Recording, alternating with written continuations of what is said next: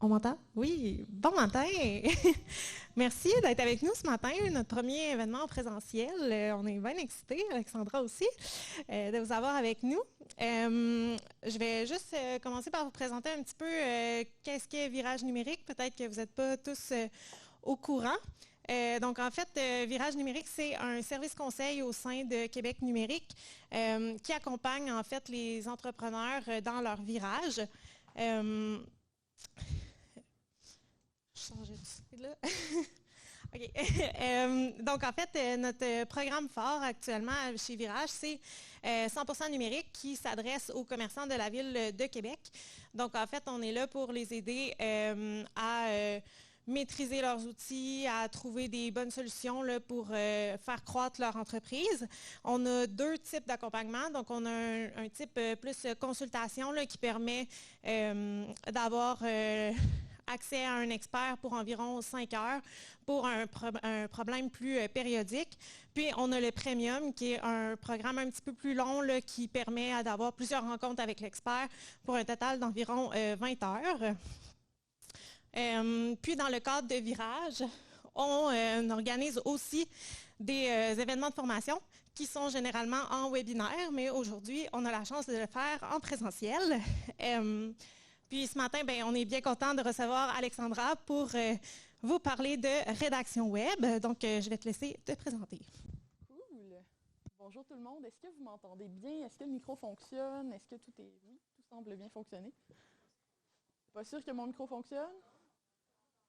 On va vérifier s'il est bien ouvert. Il est ouvert? OK.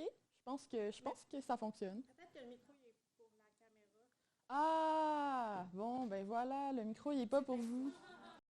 Tout s'explique. Vous m'entendez bien? Parce que sinon, oui? Okay. Super! Donc, ma conférence aujourd'hui s'appelait « Comment vous démarquer de la compétition avec la rédaction web ». Et je l'ai changé au-dessus parce que je suis une tutoyeuse et c'est très difficile pour moi maintenant que dans toutes mes communications, je tutoie de passer au « vous ».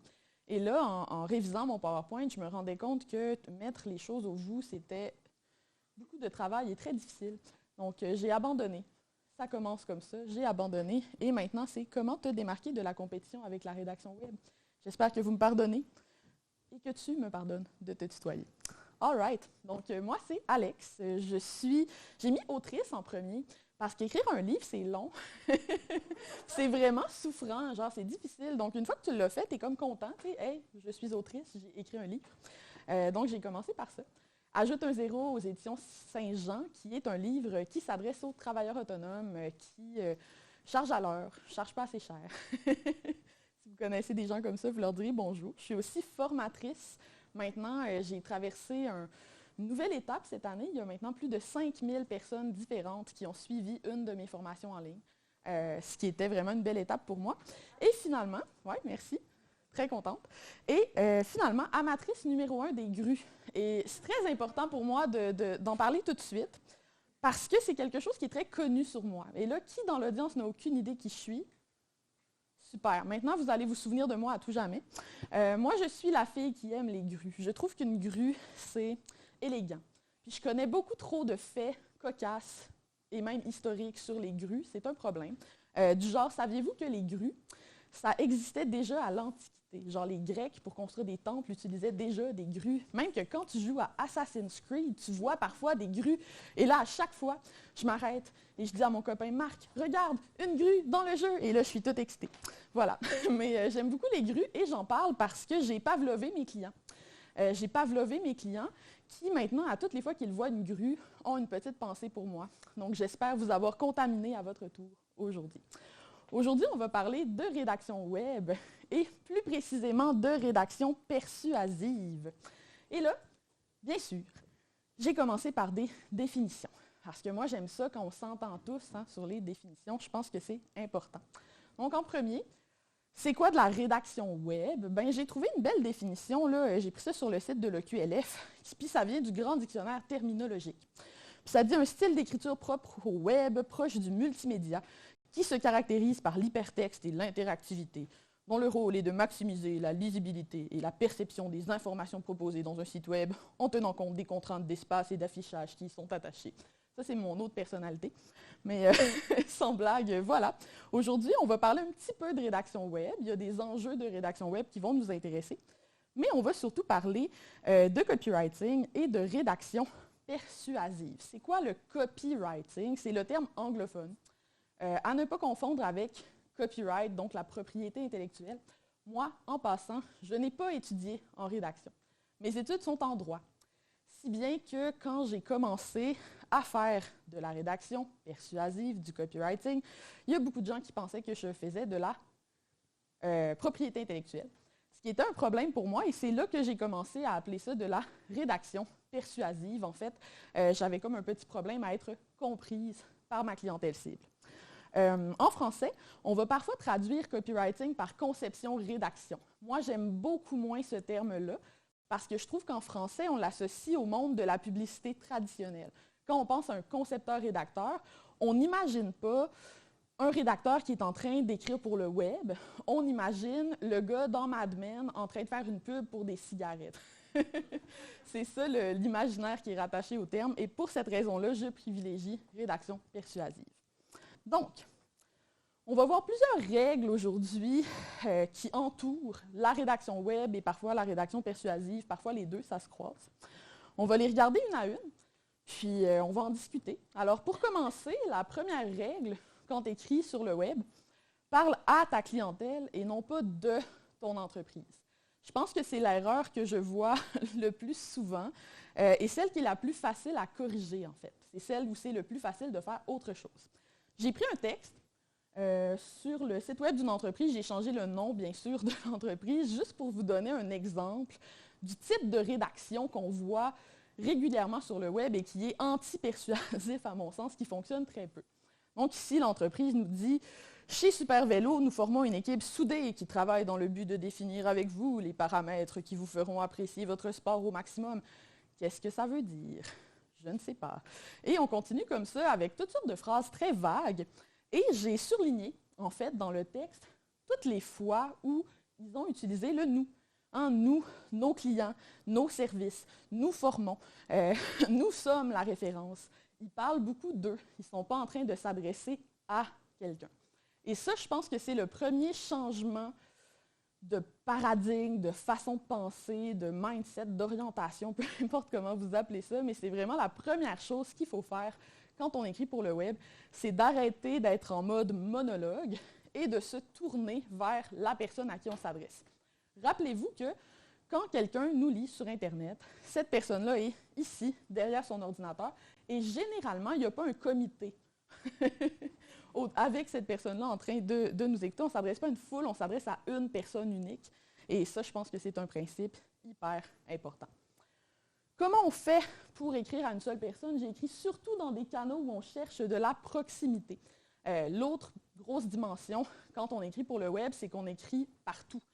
Souvent, les rédacteurs, c'est bien rare qu'on va être spécialisé. On va écrire autant pour parfois les réseaux sociaux. Si vous êtes entrepreneur et que vous faites vous-même votre rédaction, c'est encore pire. Hein? L'infolettre, les réseaux sociaux, le site web.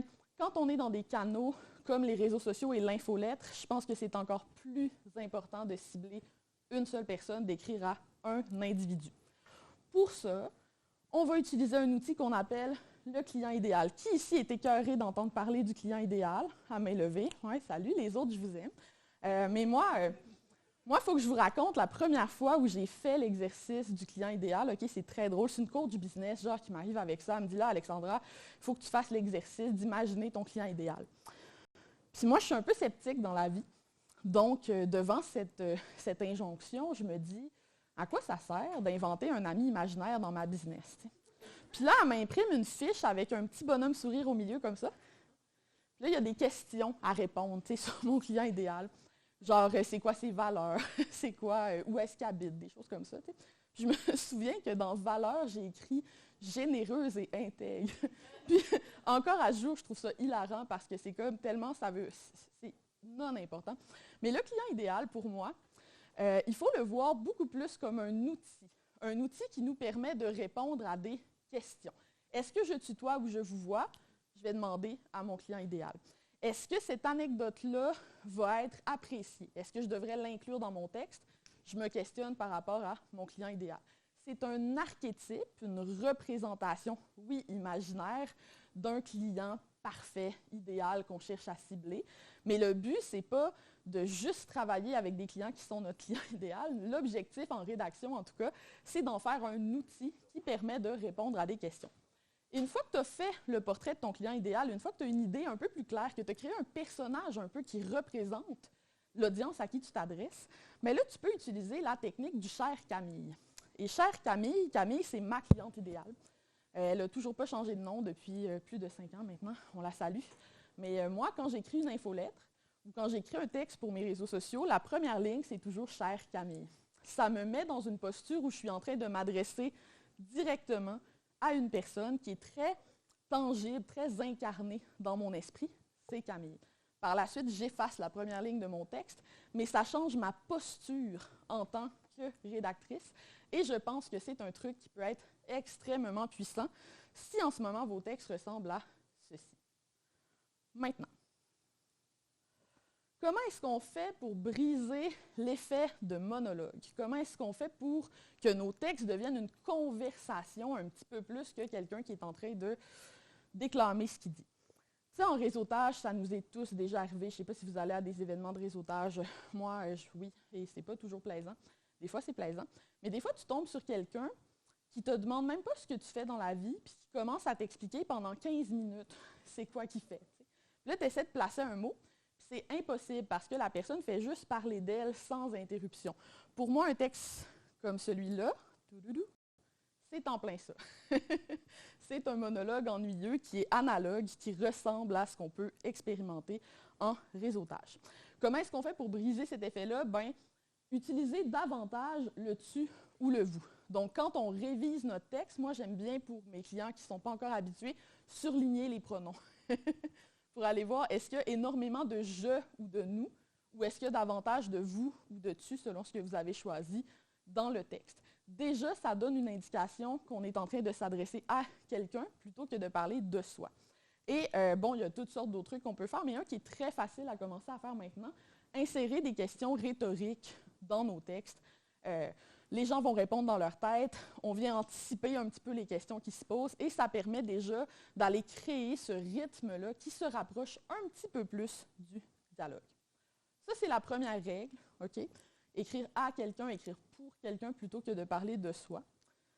Et maintenant, on passe à la règle qui, selon moi, est la plus importante en rédaction.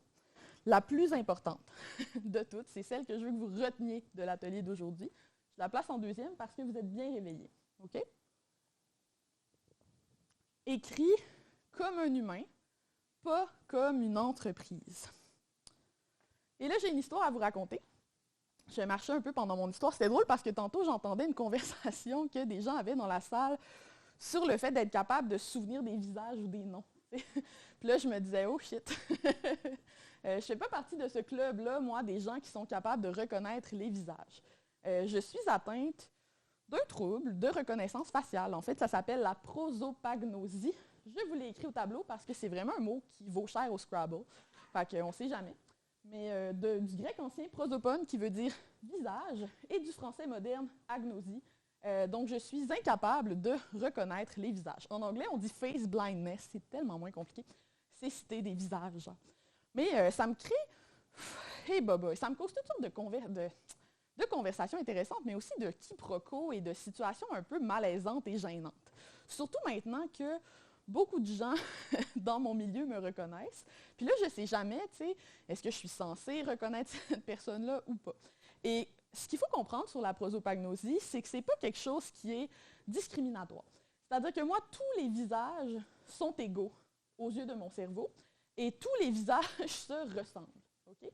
Ce que ça fait, c'est que, comme j'explique souvent à mes amis, il y a comme 5 sortes de visages masculins, puis à peu près 7 sortes de visages féminins, puis tout le monde rentre dans une des catégories. Les autres, c'est un peu flou. Et ça fait aussi que je ne reconnais pas même des gens très proches de moi, des membres de ma famille même. Si je croise quelqu'un hors contexte, c'est foutu, impossible que je le reconnaisse. Bon, je vous donne un exemple. Il y a quelques années, je suis allée en voyage à Boston. Okay? Je pars en voyage à Boston avec, entre autres, mon amie Andrea. Et Andrea et moi, on passe énormément de temps ensemble à Boston. Okay? On dort dans la même chambre d'hôtel. Donc, il faut vraiment... Je la vois constamment, mon amie Andrea. Okay? On est toujours ensemble. On passe 4 jours ensemble à Boston. Je rentre à Québec le lendemain. Okay? Je viens de passer 4 jours avec cette amie-là. Je suis à Place Laurier et je marche comme ça. Et là, se produit une situation que je vis très souvent. Mon amie Andrea approche vers moi, donc une femme s'avance vers moi en souriant, et moi, j'ai aucune idée c'est qui. Moi, je vois cette femme-là qui s'avance vers moi comme ça, et je me dis, oh shit encore, bon, c'est qui, tu sais? Puis là, il y a un petit hamster dans ma tête qui roule, puis j'essaie vraiment d'identifier, mais qui est cette personne mystérieuse qui vient me voir, l'air tellement enthousiaste et enjoué. Puis là, quand elle ouvre la bouche pour me parler, ben je reconnais mon amie Andrea, avec qui je viens de passer 4 jours à Boston. Ouais. Fait que ça me crée toutes sortes de situations vraiment savoureuses, mais où est-ce que je veux en venir avec ça? Bien, quand je parle de la prosopagnosie, une des questions qu'on me pose le plus souvent, c'est « Alex, est-ce que tu reconnais ta mère? » On dirait que les gens sont angoissés à l'idée que je pourrais ne pas reconnaître maman. Puis dans les faits, tu sais, maman puis moi, on se connaît bien. Là. On se connaît depuis ma naissance, ça aide beaucoup. Et j'aimerais souligner qu'un être humain, c'est plus qu'un visage. Un être humain, c'est une façon de se vêtir, c'est une certaine gestuelle, c'est une façon de s'exprimer. Un être humain va avoir une voix, va avoir des expressions bien à lui ou elle, va vraiment être capable de s'exprimer de toutes sortes de façons. Et donc, je peux différencier les gens autrement que par leur maudit visage. Okay? Généralement, un ami proche, s'il ouvre la bouche, je sais qui c'est, n'est-ce pas? Et où est-ce que je veux en venir avec ça? Bien, c'est un peu pareil avec votre entreprise. Tout le monde, quand on se part en business, qu'est-ce qu'on fait? On veut un beau logo. Hein? C'est-tu le fun d'avoir un beau logo? On dépense de l'argent en graphisme parce qu'on veut la bonne police d'écriture, les bonnes couleurs, le bon logo. Ça nous semble évident que nos clients vont pouvoir utiliser ça pour nous reconnaître, que ça va nous permettre de nous démarquer. Mais on oublie très souvent une dimension hyper importante de notre image de marque qui est la voix de notre marque. Comment est-ce que notre marque va se différencier, va être reconnue par ses mots, par la manière dont elle s'exprime en fait. Et ça, pour moi, c'est ce que j'appelle en rédaction persuasive la voix unique. Et c'est un concept qui est absolument savoureux et très important quand on fait de la rédaction persuasive. Et donc, on va en parler un petit peu. All right. Donc, le test du copier-coller. Vous vous souvenez du texte de tantôt, celui sur Super Vélo, là, quelque chose du genre. Ici, je me suis amusée. J'ai changé 1, 2, 3, 4, 5, 6, 7, 8, 9, 10, 11, 12, 13, 14, 15, 16, 17 mots dans le texte, n'est-ce pas? Et on vient de changer d'industrie et ça fonctionne encore. Il y a un problème. Comment ça se fait que je peux prendre un texte qui parle de vélo et en changeant 1/10 des mots, parler subitement de chevelure? Qu'est-ce qui fait que c'est même possible? C'est parce que ce texte-là est tellement dénué déjà de sens et de spécificité, et il y a tellement une voix qui est absente, qui est inexistante dans ce texte-là, que n'importe qui pourrait se l'approprier. On ne saurait pas que ça a été copié, c'est trop ennuyeux, c'est trop plate en bon québécois. Ça, c'est un test à faire avec vos textes. OK, tantôt, là, après l'atelier, tu t'en vas sur le site web de ton entreprise ou de ton client préféré si tu as des clients. Puis là, tu te demandes, si je prends le compétiteur, là, puis que je change la couleur du logo, là, ça passe-tu quand même? Est-ce que le compétiteur pourrait copier-coller les textes puis qu'il n'y ait pas une inadéquation? Si c'est le cas, vous avez un problème ou une opportunité. Vous n'avez pas encore de voix unique. Et là, c'est ce qu'on va essayer d'aller créer. On va essayer d'aller faire des textes qui sont un petit peu plus personnalisés, desquels va se dégager quelque chose, en fait.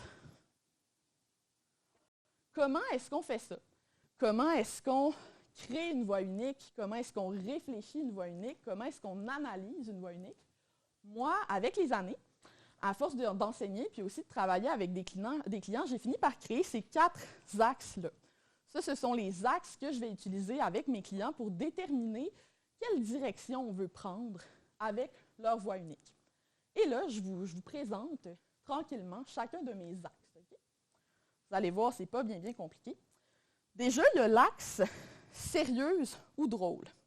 Puis je veux commencer en vous disant qu'un texte sérieux n'est pas nécessairement formel. Et un texte formel n'est pas nécessairement sérieux. Ici, on a un texte qui est formel, mais qui est drôle. C'est une blague qui a été faite par le gouvernement du Canada. Comment est-ce qu'on se rend compte que c'est une blague? Poste administratif varié de sorcellerie.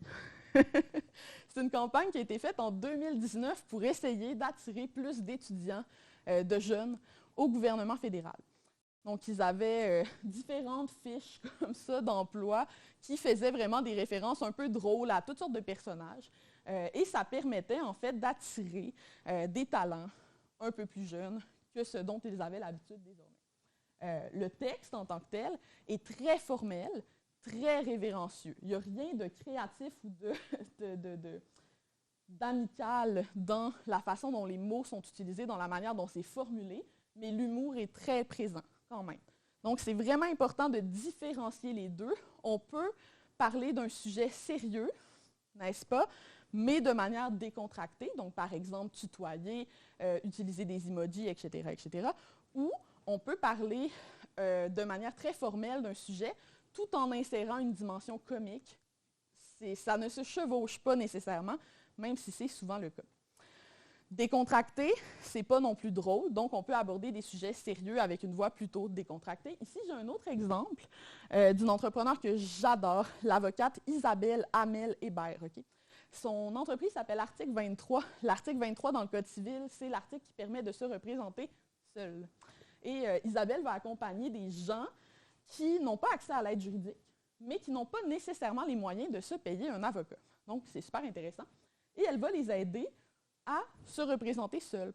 Et ce que j'aime beaucoup du style rédactionnel d'Isabelle, c'est qu'elle tutoie, ce qui est très décontracté, très du côté plus amical, décontracté, relax, si on veut, sur la voie unique. Mais en même temps, le sujet qui est abordé est très sérieux. Elle n'ira pas faire des blagues dans un texte qui parle de séparation ici, n'est-ce pas? Donc, on voit encore là un bel équilibre, je trouve, dans la voix. Comment est-ce qu'on fait pour différencier chacun des axes de la voie unique? Je vous donne quelques exemples. Et je bois de l'eau parce que ça fait du bien. La première, sérieuse ou drôle, c'est la plus facile. Est-ce qu'il y a des blagues ou pas? C'est quoi la fréquence à laquelle on fait des blagues? Plus la fréquence est élevée, plus il y a des blagues souvent. Mettons, Maxi, là, sont là-bas sur l'axe drôle. Ils sont très drôles. Des fois, si tu es Alex Martel, tu essaies d'être drôle, mais tu ne l'es pas trop, fait que tu es plus au milieu. tu fais des tentatives. Voilà. Ensuite, révérencieuse ou décontractée, c'est beaucoup le niveau de langage. Donc, c'est là que vraiment on va aller regarder, est-ce que c'est un langage qui est plus soutenu? Si c'est un langage qui est plus soutenu, on est vraiment plus du côté révérencieuse. Donc, la voix est plus formelle. Alors que si, par exemple, on tutoie, si, par exemple, on utilise des anglicismes, genre chiller, on va vraiment être plus du côté décontracté. Et l'autre truc que j'aime vraiment regarder pour ça, c'est est-ce qu'il y a des codes du web qui sont employés par la marque? Des gifs animés, des emojis, des hashtags. Souvent, ça peut indiquer qu'on est dans une voie un petit peu plus décontractée, surtout quand les hashtags sont utilisés hors contexte. Mettons, tu es sur une page à propos, ça ne sert à rien, mais la personne utilise quand même un hashtag, ça envoie un signal. C'est intéressant. Ensuite, apaisante ou excitée, ça se voit beaucoup dans la ponctuation. Donc, une voix excitée, tu écris en majuscule. Une voix excitée, tu mets des points d'exclamation. Une voix excitée va faire beaucoup de petites phrases courtes, beaucoup plus de sauts de ligne. Des fois, c'est un peu exagéré même, si tu veux aller créer un effet vraiment extrême. Ça, c'est une voix qui est excitée. Une voix apaisante va avoir une ponctuation qui est plus douce. Beaucoup de virgules. On peut s'autoriser des plus longues phrases. Des points, des ellipses, tu sais, les 3 petits points d'affilée, on en voit vraiment beaucoup. Ça va être vraiment, évidemment, on va éviter les points d'exclamation aussi avec une voix qui est apaisante. Aussi, moi, j'aime regarder le choix des emojis que la marque fait, entre autres sur les réseaux sociaux. Donc, souvent, une voix apaisante, on va avoir des emojis figuratifs, donc qui représentent des choses. Donc, la personne va faire une publication sur ses réseaux sociaux, puis il va avoir des petites étoiles. Il va avoir une fleur. Il va avoir des feuilles pour faire les bullet points, là, la liste. Tu sais, c'est cute, c'est mignon, c'est apaisant, c'est pas excitant. Alors qu'une personne qui a une voix très excitée, généralement, va utiliser des emojis expressifs. Donc là, on va voir là, le visage comme ça. Les sourires, le clin d'œil, bon, tout ce que vous voulez, mais vraiment, les emojis qui sont plus expressifs, généralement, sont associés à une voix qui est plus excitée. Et bien sûr, ici, on regarde aussi beaucoup le vocabulaire, le champ lexical qui est employé par la marque. Si j'ai une amie, par exemple, qui a une agence qui s'appelle Littoral Marketing, c'est doux, c'est une agence qui va travailler surtout avec des clients en tourisme, puis dans ses textes, elle va utiliser beaucoup un champ lexical de l'eau, en fait, et c'est vraiment, il y a quelque chose de doux là-dedans quand même. C'est ça ne vient pas créer une excitation majeure. Alors que, je ne sais pas moi, si tu décides de créer un champ lexical autour d'un party pour ton événement, probablement que tu es dans une voix qui est plus excitée. Évidemment, la voix de ta marque, ce n'est pas quelque chose qui est figé complètement. On a quand même une possibilité de bouger un peu sur l'axe selon les canaux, mais on va essayer de rester le plus aligné possible, le plus cohérent possible. La dernière, cet axe-là, subtil ou direct, c'est le moins évident, mais il est tellement important. Okay? Ça affecte beaucoup le style de persuasion qui est employé par la marque. Donc, quand tu as une voix qui est subtile, tu vas avoir plus de phrases passives, on va en voir tantôt. Tu vas avoir plus de questions rhétoriques. Tu vas choisir souvent des pronoms qui ne vont pas viser le public cible. Par exemple, okay, si tu vends une formation pour accompagner les gens qui ont une blessure de rejet, okay, qu'a vécu, tu ne peux pas dire à ton client cible tu es susceptible. Ça ne passe pas. Okay. La personne voudra. Personne n'a envie de se faire dire qu'il est susceptible. Donc, quand tu as des sujets délicats comme ça, ben, tu vas essayer de parler au « il ». Beaucoup de personnes ressentent telles émotions. Beaucoup de personnes vivent telle situation. Tu es plus dans la subtilité pour aller cibler ton audience parce que le sujet est délicat. Une voix directe, tu as des phrases actives. Tu vas avoir des déclarations. Donc, on va voir des exemples tantôt. Et tu vas vraiment utiliser beaucoup de tu et de vous parce que tu déclames les choses. Tu t'adresses directement à ton public cible. Petite analyse, je suis allée chercher la Pizza Shop parce que c'est une compagnie que j'aime vraiment. Ils vendent des fours à pizza, puis pour vrai, c'est tellement bien rédigé que j'ai dû lire l'ensemble de leur site web. C'est un problème. Ici, je suis sur leur guide d'achat, mais pour vrai, c'est super intéressant. Et ils ont une voix unique qui est bien définie, je trouve, et très intéressante. Donc, je vous laisse regarder un petit peu le texte. Je vais peut-être lire des petits bouts, mais on débute ce guide en vous dévoilant le secret. Oui, c'est possible de cuisiner de la pizza meilleure que celle du resto à la maison. Mais le résultat d'une vraie pizza italienne est impossible à atteindre avec un four conventionnel, un barbecue ou un grill. C'est pas juste nous qui le disons, les pros l'ont tenté depuis des années. Puis là, bon, il t'explique comment magasiner un four à pizza qui chauffe à 900 degrés Fahrenheit, qui cuit en fait ta pizza en 30 secondes. C'est épique. Vraiment, là, comme de la vraie pizza napolitaine, en tout cas. Non, pas encore. Mais c'est en négociation avec le conjoint. Donc, on va analyser un petit peu leur voix. Leur voix est quand même sérieuse, mine de rien, la Pizza Shop. Ils ne font pas énormément de blagues, surtout pas dans le guide d'achat. Si j'avais pris une fiche de produit, probablement que je serais allée me placer ici, mais je serais restée quand même au centre de mon axe drôle ou sérieux. Parce que ce n'est pas non plus une entreprise qui va constamment faire des blagues. Ils sont vraiment dans une logique d'informer plus que de divertir, n'est-ce pas? Si je poursuis un petit peu plus bas, la voix est quand même décontractée. Encore là, ce n'est pas énormément décontracté parce qu'on utilise le « vous ». Le « vous » vient quand même créer une distance. Mais ce n'est pas non plus un « vous » qui est comme ça, là. C'est pas « veuillez agréer nos salutations distinguées ». Il y a quand même une marche. Donc, je les classe un petit peu plus à droite sur l'axe révérencieuse ou décontractée. Juste en dessous, leur voix est clairement excitée. Pourquoi leur voix est excitée? Ils mettent des majuscules. Ils mettent des majuscules et plus loin dans le texte, si vous allez lire, vous verriez que c'est vraiment une voix qui est dans laquelle il va y avoir des points d'exclamation, des emojis sur leur site web, etc. Et finalement, la voix est directe. Puis comment est-ce qu'on peut voir que la voix est directe? Bien, ils ne disent pas « Pensez-vous que c'est possible de cuisiner de la pizza meilleure que celle du resto à la maison? » Ils disent « Oui, c'est possible de cuisiner. » C'est une affirmation. On est vraiment, il y a une confiance, en fait, dans une voix qui est directe.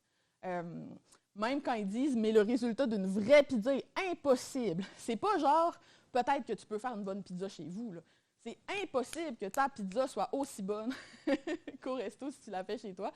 Ça, c'est très direct comme voix. Maintenant, on poursuit. Comment est-ce qu'on fait pour définir sa voix unique? C'est quoi le truc? Comment est-ce qu'on y arrive? Ça va beaucoup dépendre, en fait, si tu es toute seule ou si tu as une équipe avec toi. Qui ici travaille pour une entreprise qui a une équipe? OK? Puis les autres, vous êtes tout seuls. J'en déduis ça. C'est parfait. On va commencer par les gens qui sont seuls parce que pour nous, on a un avantage. On a un avantage qui est... puis quand je parle des personnes qui sont seules, c'est si tu représentes le visage de l'entreprise. Donc, si tu es vraiment en mode marque personnelle. OK? Super important. Mais si, comme moi, tu es en train de développer une marque personnelle à ton nom, écris comme tu parles. Et là, j'ai écrit l'histoire de Joanie, que je vous raconte à l'instant. Mon amie Joanie donne des cours en ligne sur la photo. Et Joanie, c'est une personne extrêmement perfectionniste qui crée des contenus de grande qualité, puis qui est comme pas capable de se mettre des limites, mais ça, c'est une autre histoire. Mais Joanie, c'est le genre de personne qui écrit un article de blog de 2000 mots, puis qui après, en plus, fait une vidéo YouTube, sur le même sujet, super bien filmé, évidemment, elle est photographe avec du montage, puis tout ça. Et quand elle faisait ces types de contenus-là, son processus, en fait, c'est qu'elle écrivait l'article de blog en premier. Donc, ça l'aidait à placer un petit peu ses pensées, à organiser ses pensées, ses arguments, de quoi elle voulait parler. Elle écrivait l'article de blog. Puis après, pour créer la vidéo YouTube, elle prenait l'article et elle le mettait sur un téléprompteur. Et là, il s'est produit quelque chose qui est que Joanie trouvait qu'elle lisait trop dans ses vidéos. Donc, dans ses vidéos, elle avait l'air de lire parce que c'était pas naturel la manière dont elle écrivait. Donc, pour sauver du temps, et pour être capable de publier des vidéos YouTube de meilleure qualité plus rapidement, elle s'est mise à écrire un peu plus comme elle parle. Tout simplement pour sauver du temps, pas dans une optique de rédaction persuasive. Mais qu'est-ce qui s'est passé? Ces articles de blog se sont mis à générer plus d'engagement. Puis moi, je trouve ça savoureux parce qu'elle a fait, en fait, du copywriting sans le faire exprès. Donc, Joanie s'est mise à se relire à voix haute. Donc, quand elle écrivait, elle se disait « Je vais relire ça. Ah, ça sonne pas naturel. » Ça, là, première étape pour trouver ta voix unique. Relis-toi à voix haute, puis essaie d'évaluer, est-ce que ça sonne bien? Est-ce que ça sonne comme moi? Est-ce que ça fonctionne? Est-ce que je me sens à l'aise d'utiliser ce vocabulaire-là? Si je reprends le texte que je vous donne en exemple depuis tantôt, j'espère qu'il n'est pas trop loin. Ça ne doit pas. Ah, vous voyez. Chez Chevelure Express, nous formons une équipe soudée qui travaille dans le but de... Personne parle comme ça. Personne, OK? C'est pas un texte qui ressemble à un humain. Donc, on se relie à voix haute et on essaie d'écrire un petit peu plus comme on parle. Deuxième truc, essaie d'identifier les expressions, les mots et même les emojis. C'est facile sur ton clavier, souvent, là, ceux que tu utilises le plus souvent sont là, que tu utilises régulièrement. Ça peut devenir des signaux. Ça peut devenir quelque chose que tes clients vont reconnaître à force d'être exposés toujours aux mêmes emojis. Moi, les gens qui me suivent commencent à savoir c'est quoi mes emojis préférés. Entre autres, j'adore les petits yeux. J'en ai une couple comme ça. Et les grues, bien sûr.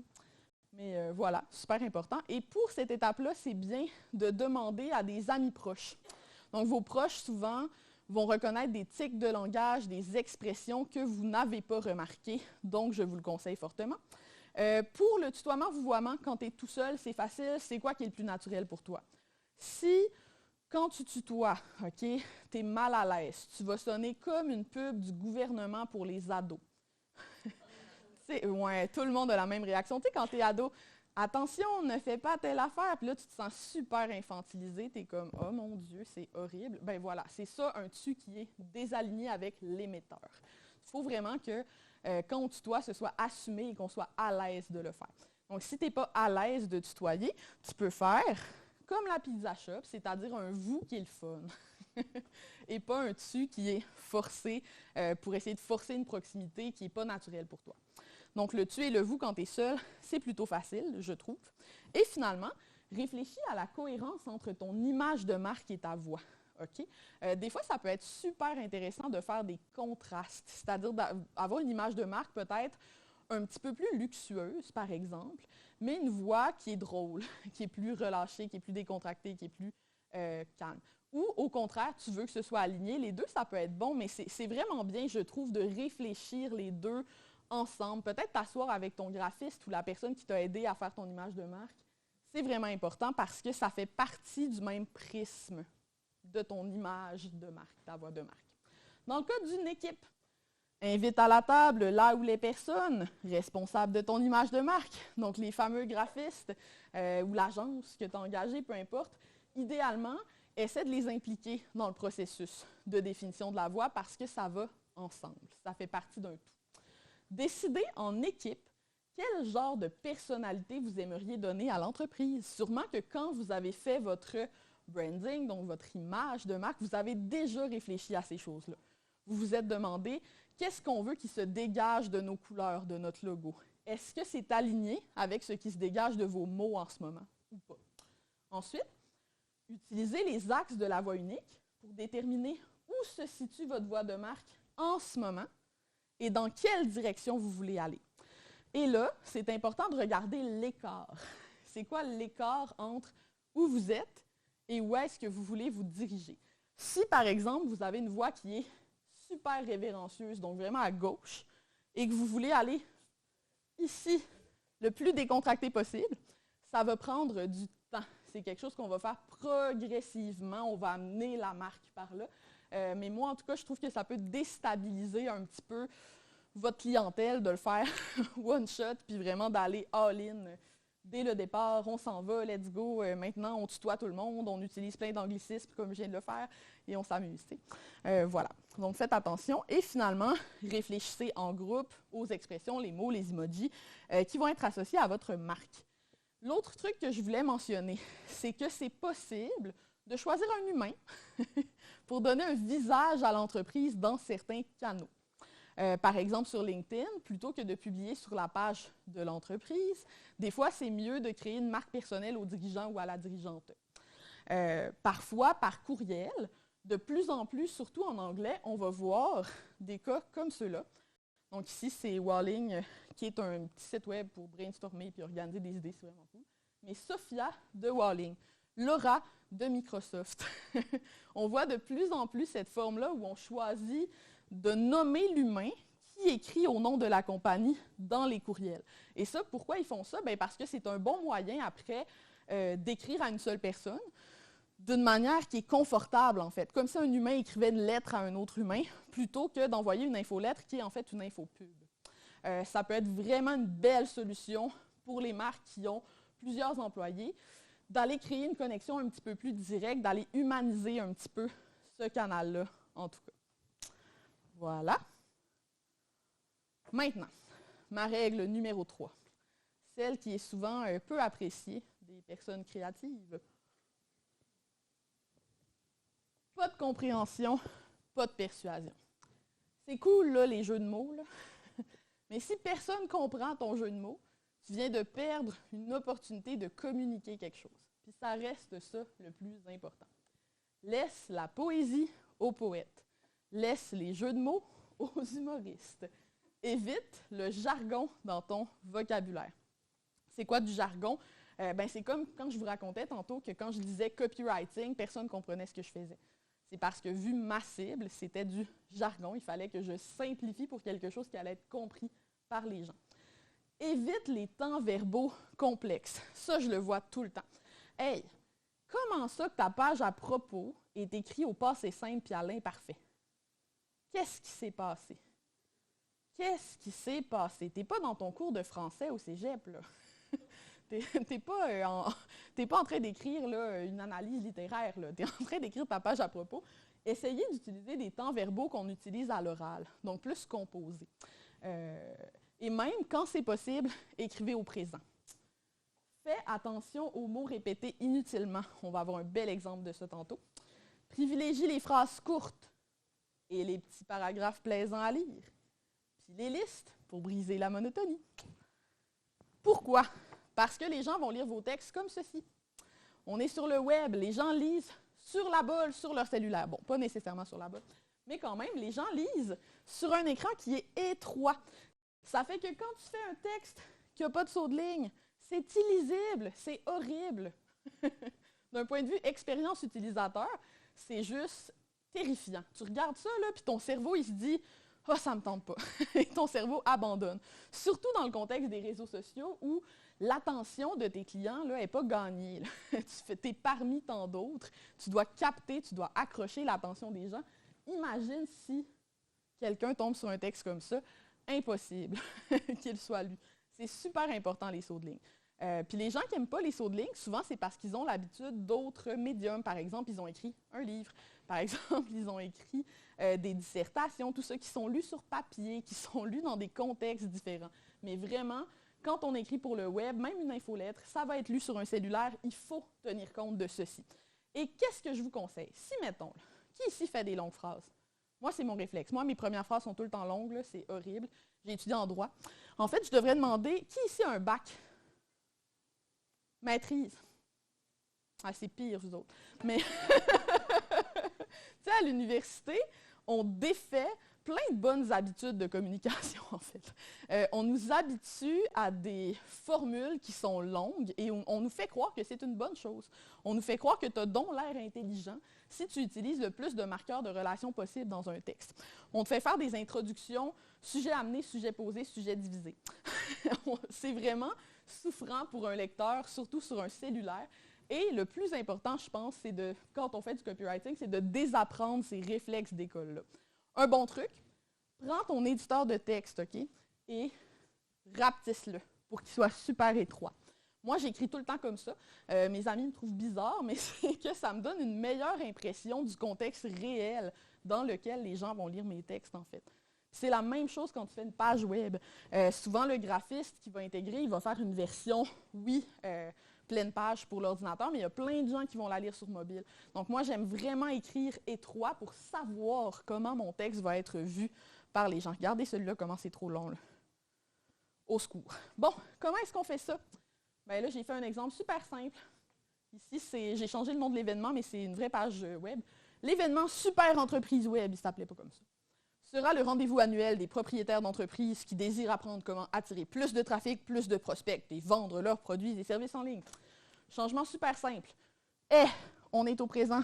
Ça simplifie tellement la phrase. Ça ne servait à rien de le mettre au futur. Annuel des propriétaires d'entreprises qui désirent plus de trafic, plus de prospects et vendent leurs produits et services en ligne. Voyez-vous comment ça vient aérer hyper facilement le texte?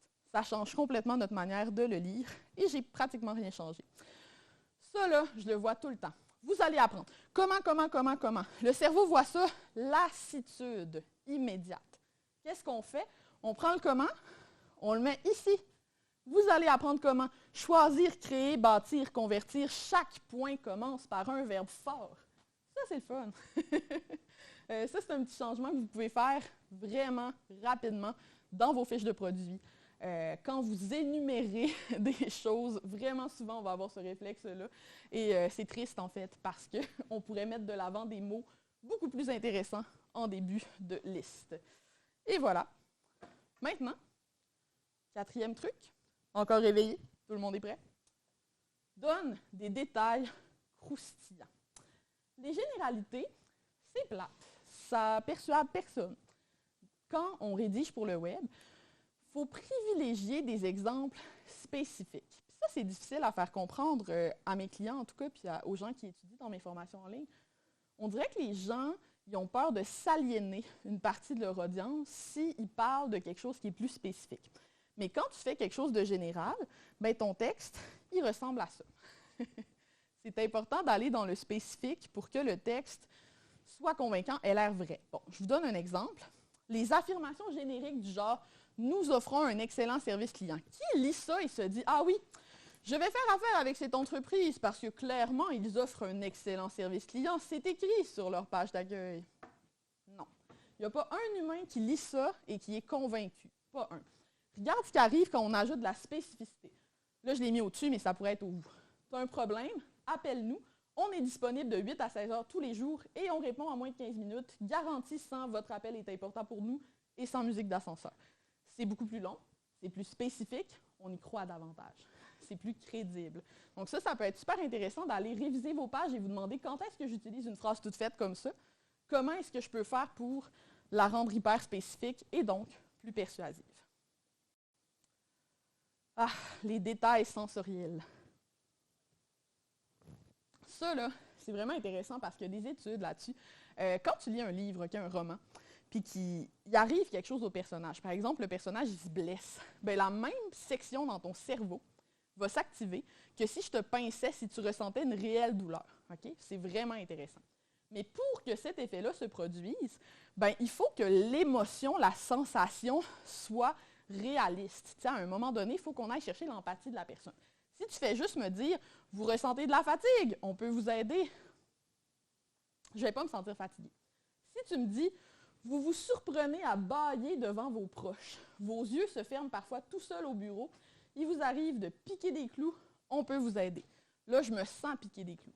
C'est des images qui sont spécifiques, qui sont claires, et vous avez la permission de bâiller parce que juste mentionner le mot « bâiller », ça nous fait bâiller. C'est connu. Maintenant, ça, c'est un texte à moi, by the way, mais si je dis « j'étais tellement stressée de donner ma première conférence », c'est tel que tel. C'est pas très intéressant. Mais si je dis « hey, je me suis enfermée dans les toilettes, terrifiée. J'avais la chair de poule, les mains moites, puis des frissons me traversaient la colonne vertébrale non-stop. Dans quoi je me suis embarquée. » C'est ça le début de ma publication sur les réseaux sociaux. Il y a beaucoup plus de chances que les gens la lisent que si j'avais commencé comme ceci. Fait que vraiment, d'aller jouer avec les détails sensoriels, c'est hyper important. La 5e et dernière règle, qui est tout aussi importante. Les règles sont faites pour être enfreintes. Il y a des situations où chacune de ces règles-là, on va tricher, on ne va pas les respecter. Quand on vise une clientèle cible spécifique, il faut adopter les bons shibboleths. Y a-t-il quelqu'un qui sait c'est quoi un shibboleth? Je suis tellement contente. Moi, là, ça me réjouit. J'ai appris ce mot-là, ça fait pas si longtemps, puis j'étais genre, oh my God, c'est du génie. Mais en fait, un shibboleth, c'est un mot ou une coutume qui signale ton appartenance à un groupe. Donc, par exemple, si tu t'adresses à des traducteurs et réviseurs linguistiques, okay, tu aurais peut-être intérêt à adopter un langage qui est un petit peu plus littéraire, parce que ton audience est plus littéraire. Surtout si tu veux leur vendre un cours en ligne sur la révision linguistique. Tu veux utiliser des shibboleths, donc des mots, des termes du domaine, des façons de parler qui sont propres à ce domaine-là, pour signaler que vous appartenez au même groupe. De la même façon, quand j'ai vendu ma formation en rédaction persuasive pour la dernière fois, j'ai fait plein de name dropping dans ma page de vente. Donc, j'ai nommé des noms de concepteurs, rédacteurs, de copywriters connus. Je les énumérais comme ça sur ma page de vente. Évidemment, monsieur, madame, tout le monde ne connaît pas ces personnes-là. Mais quelqu'un qui s'intéresse au copywriting les connaît. Et ce que ça lui signale, c'est qu'on a lu les mêmes choses. On a un point commun, on fait partie de la même gang. Pourquoi un shibboleth? Apparemment, c'est raconté dans la Bible, by the way, cette histoire-là, mais c'est comme deux peuples. Puis pour reconnaître s'ils appartenaient à un ou l'autre, ils demandaient de prononcer le mot shibboleth et il y a un des deux qui disait cibolette. Fait que c'était tout de suite clair s'ils appartenaient au bon groupe ou pas. Puis évidemment, c'était de la guerre et du sang parce que c'est la Bible. Mais aujourd'hui, le mot a une utilisation beaucoup plus légère. Donc, ça peut être super intéressant d'aller vous demander, oui, OK, pas utiliser de jargon, c'est un bon conseil en général. Mais si je m'adresse à des développeurs, si je m'adresse spécifiquement à des graphistes, si je m'adresse spécifiquement à des agriculteurs, est-ce que je ne serais pas mieux d'utiliser des mots que personne ne comprend sauf qu'eux pour leur montrer à quel point je suis crédible? Moi, mon exemple préféré, j'ai eu dans une de mes formations une cliente qui travaillait, écoutez ça, c'est savoureux, pour un garagiste spécialisé en Dodge Ram. wow! Tellement loin de mes intérêts, je capotais. Mais vous auriez dû voir déjà son mood board, sur lequel il y avait une calotte et une canette de Monster, pour son client idéal. Mais c'était vraiment savoureux de voir tous les termes très techniques en anglais utilisés. T'sais, on gardait vraiment les anglicismes et tout pour signaler aux gars qui tripent sur les gros camions. Hey, on connaît ça, nous autres, on est dans la même gang que vous, c'est des chiboulettes. Donc, on était vraiment dans le jargon pour cette clientèle-là. Petit exercice pour terminer, parce qu'on a le temps. Et j'ai vu qu'il y avait des gens qui avaient des carnets, des cahiers de notes. Donc là, je vais vous demander de vous greffer à quelqu'un qui a un crayon, à quelqu'un qui a du papier. OK? Donc, je vois quelqu'un qui a du papier ici, je vois quelqu'un qui a du papier ici, ici, ici. Les gens qui n'ont pas de papier, vous pouvez vous rassembler, vous réunir un petit peu. Je sais que le social, c'est difficile, mais vous allez voir, ça va valoir la peine. Et je vais vous donner précisément 7 minutes. OK? 7 minutes pour réécrire ce texte-là en appliquant quelques-uns des trucs qu'on a vus aujourd'hui. Évidemment, vous pouvez inventer des choses, mais vous avez 7 minutes, puis après, on va voir ce que tout le monde a fait.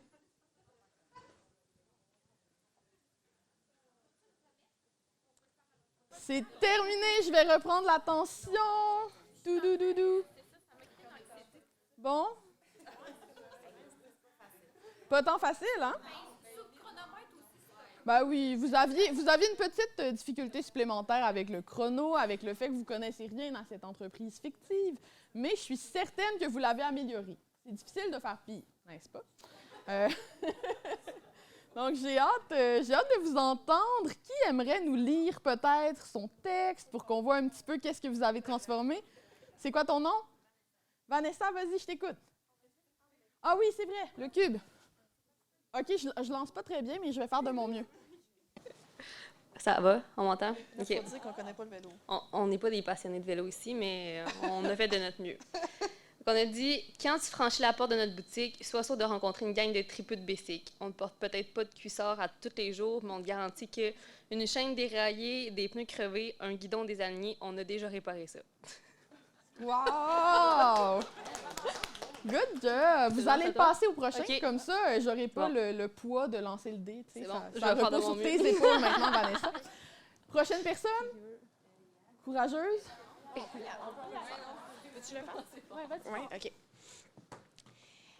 Tu passes tes week-ends à rider, les pistes cyclables sont ton terrain de jeu. Chez Super Vélo, tu trouveras une équipe qui partage la même passion que toi. Viens rencontrer notre équipe d'experts qui pourront répondre à tes questions, t'informer des dernières nouveautés. Toute l'année, tu peux ajuster, réparer, entretenir, graisser ton vélo. Au plaisir de rider avec toi. Est-ce que vous avez fait une liste à puces? Oui. J'adore. Merci. All right. Ben, gars, arrête pas de dire que tout le monde est trop bon. Je pense que c'est à votre tour. Grande chose. On va voir ce que vous avez fait. OK, allô. Fait que,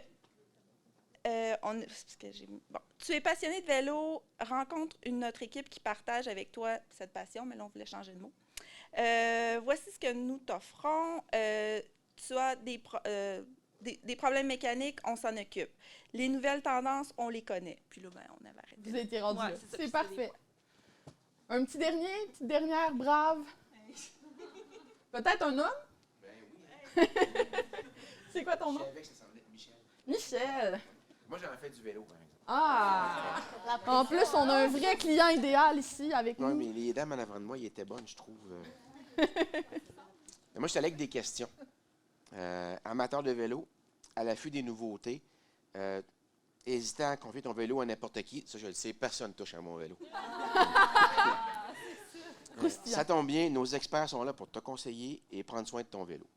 Et si l'hiver, tu troques ton vélo pour des patins, nos services d'affûtage sont là pour ça aussi.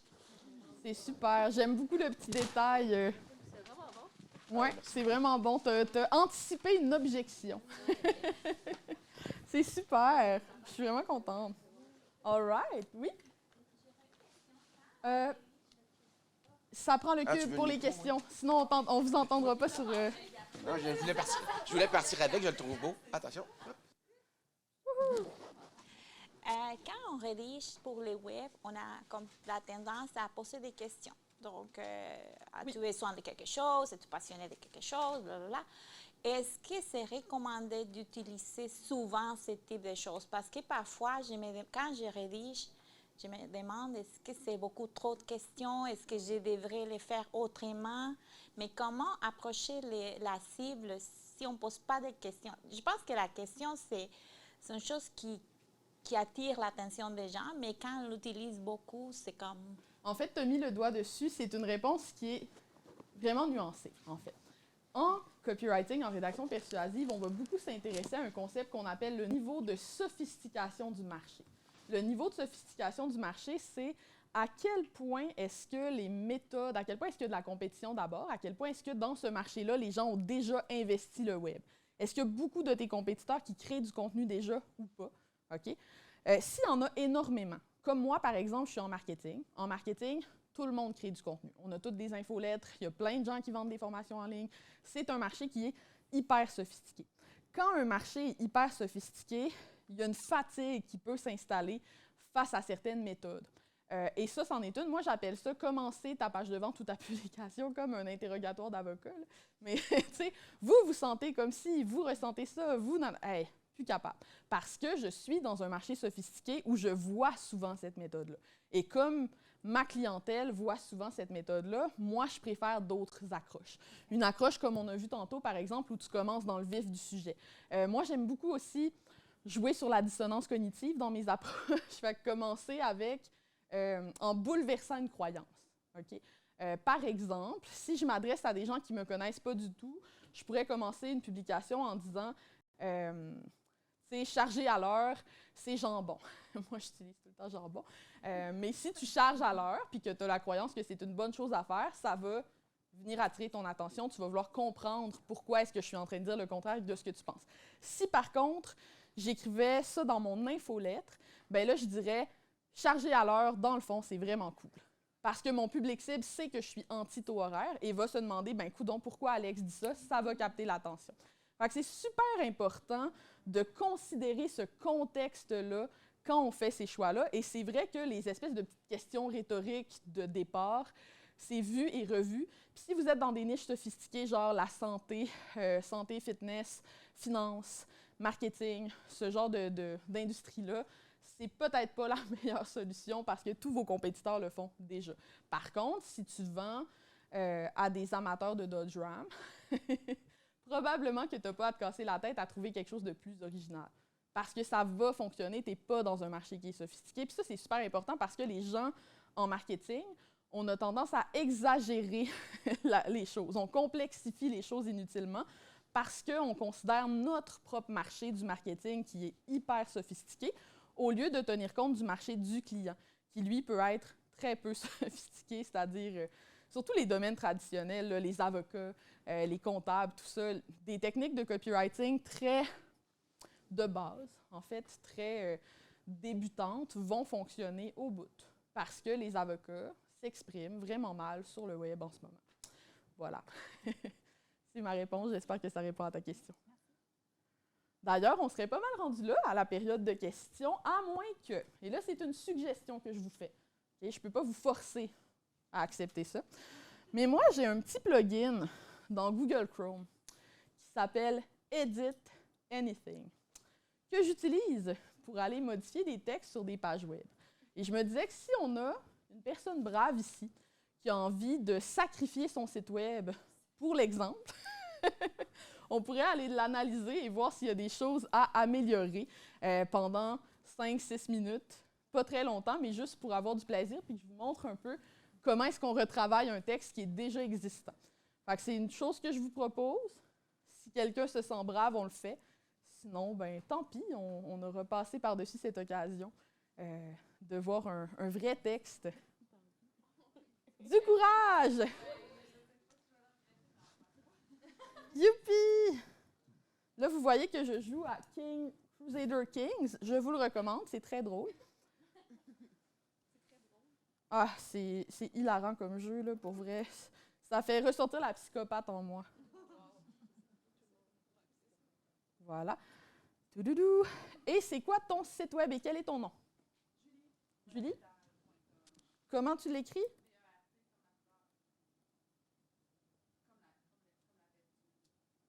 Julibert, comme ça?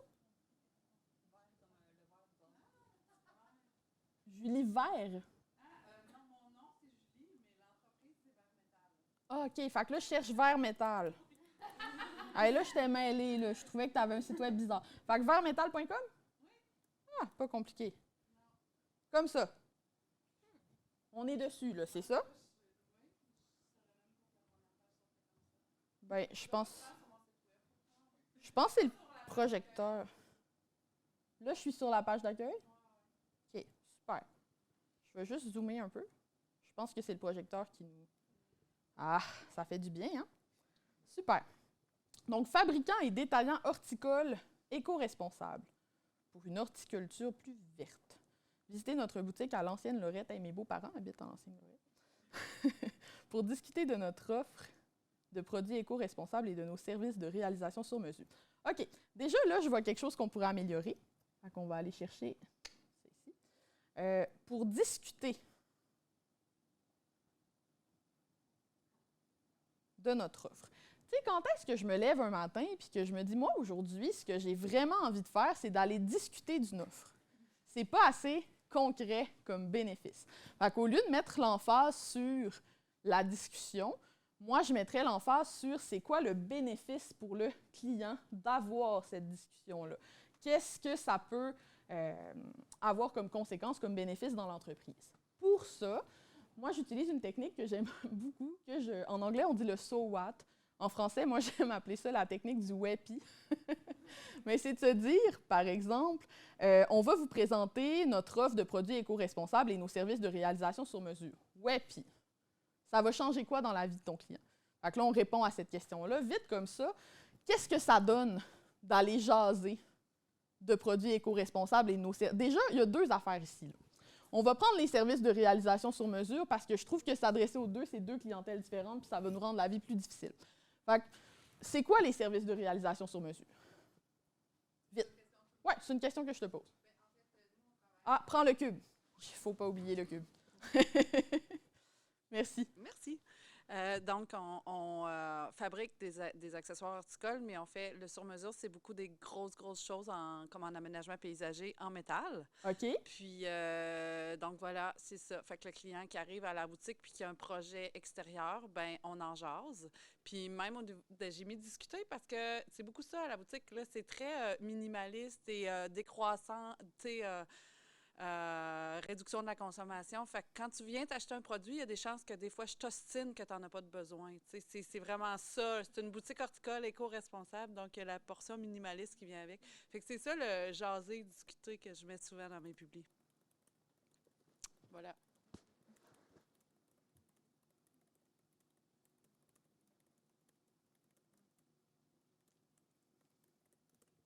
Ça, c'est du copyright, t'sais. C'est savoureux. Mais ça fait pas peur? Ben non, c'est drôle. C'est drôle, ça souligne vos valeurs, en fait. Ça met le doigt sur vos valeurs, ça donne envie, ça dit quelque chose sur ce que vous faites, t'sais. Beaucoup plus que de dire des composantes horticoles locales et éco-responsables proposées dans une atmosphère unique et inspirant, de tout pour une expérience horticole éco-responsable. Wow! Ça, un cerveau humain lit ça, il ne comprend pas immédiatement. Mais si tu me dis, quand tu viens acheter un produit chez nous, il y a des chances qu'on te dise que tu n'en as même pas besoin. Ce qui nous importe, c'est pia. Là, je comprends, je suis accrochée. Tu comprends ce que je veux dire? Moi, j'aime beaucoup parler avec mes clients parce que je me rends souvent compte qu'ils savent déjà quoi écrire. Ils s'empêchent de le faire. Oui? Oui, il faut le cube. Le cube est derrière toi. Comme, non, lance-moi le pas parce que ça me crée de l'angoisse. Parle dans le cube. Faut que je parle dans le cube. Ouais. Oh mon Dieu, merveilleux. Dans le fond, ma question, c'est est-ce qu'on peut qualifier ça d'une forme de, je dirais pas provocation, mais tu sais, c'est comme, hey, viens à ma boutique, je vais te dire que tu n'as pas besoin de ce que je vends. Est-ce que c'est ça qui est, tu sais, je comprends que c'est accrocheur, je le vois puis je le ressens, mais oui. pourquoi? Oui, c'est accrocheur parce que, encore là, on vient jouer sur la dissonance cognitive. La dissonance cognitive, là, c'est vraiment, c'est une théorie de la psychologie, mais le principe de base de la dissonance cognitive, c'est que ton cerveau veut que toutes tes croyances soient harmonieuses les unes avec les autres, right? Donc, ton cerveau, ce qui est important pour lui, c'est que toutes tes croyances, tes attitudes vis-à-vis les choses soient cohérentes. Une attitude que pas mal tous les consommateurs vont avoir, c'est les vendeurs veulent me vendre des affaires dont je n'ai pas besoin. En disant ça, tu viens t'attaquer directement à une croyance qui est très répandue chez les consommateurs en général. Et donc, c'est automatiquement intriguant, intéressant, parce qu'on vient challenger une croyance préexistante chez le client. On vient se positionner aussi vraiment différemment de la compétition. Mais oui, c'est ça le mécanisme en arrière. Mais je n'irais pas jusqu'à dire que dans ce cas précis, c'est provocateur, parce qu'on n'a pas... C'est pas dérangeant non plus comme... Tu sais, moi, j'ai fait des affaires bien pires que ça. Ça reste relativement doux. Puis là, l'autre enjeu que je vois sur votre site web, c'est que vous avez deux clientèles. Vous avez la réalisation sur mesure, puis vous avez la boutique. Moi, je séparerais les deux. Pas obligé d'être deux sites web complètement différents, mais je ferais au moins, à l'arrivée sur le site web, des portes. C'est-à-dire, est-ce que tu as un projet? Est-ce que tu viens pour la boutique? Ou, si c'est la boutique qui est la plus importante, puis il y a moins un volume de clients qui vient pour les projets, l'accueil part de la boutique, puis il y a un gros lien en haut, là, en vert, qui dit « Vous avez un projet ». Voilà. Parce que ce que ça va te permettre de faire, c'est de faire une page d'accueil qui est complètement orientée vers le client qui va en boutique, qui n'a pas les mêmes préoccupations, les mêmes enjeux que ton client qui veut être accompagné pour son projet. T'sais. Là, ça va beaucoup changer cette phrase-là. Ça, là, pour moi, visiter notre boutique à l'ancienne Lorette, j'appelle ça du gaspillage en anglais, on dit « real estate ». C'est du gaspillage d'espace qui a une grande valeur. Tout ce qui est ici, là, c'est ce qu'on appelle « above the fold » en anglais. C'est ce que la personne voit quand elle arrive sur ton site. C'est ton occasion de créer une bonne première impression, d'attirer l'attention. Il faut que les gens comprennent rapidement ce que tu fais, à qui ça s'adresse. Puis en ce moment, je trouve qu'il y a quand même beaucoup de jargon, puis que ce n'est pas nécessairement les éléments les plus intéressants qui sont le plus haut. Fait que moi, j'aime commencer par une accroche qui est un petit peu plus punchée. Voilà. Puis là, si on continue notre lecture, juste pour le fun, on a encore un tout petit peu de temps, il me reste 1 minute, après ça, on va passer vraiment aux questions. Après ça, tu as des produits. Super. Je vais aller voir juste une fiche de produit pour le fun, parce que les fiches de produits, c'est vraiment un enjeu qui... oups, il faut que je désactive mon petit plugin. Voilà. C'est vraiment un enjeu qui est intéressant. Oui, voilà. Tu sais, pour les fiches de produits, la plupart des gens vont faire des descriptions comme ça. Fait que des descriptions très techniques. C'est quoi le produit? Il est fait en quel matériau? Etc., etc. C'est correct. Ici, l'élément le plus intéressant, l'ornement de Noël qu'on ne range pas dans les boîtes et qui trouve sa place à l'année dans votre décor, on aurait pu le remonter un petit peu plus haut. Puis, il y aurait moyen de rendre ça un petit peu plus crunchy, soit avec de l'humour, soit en travaillant un petit peu la voix unique. Mais là où je voulais en venir aussi avec les fiches de produits, c'est que ce n'est pas réaliste de faire des bonnes fiches de produits copyrightées, donc vraiment où il y a eu un travail de rédaction persuasive qui a été fait pour tous vos produits.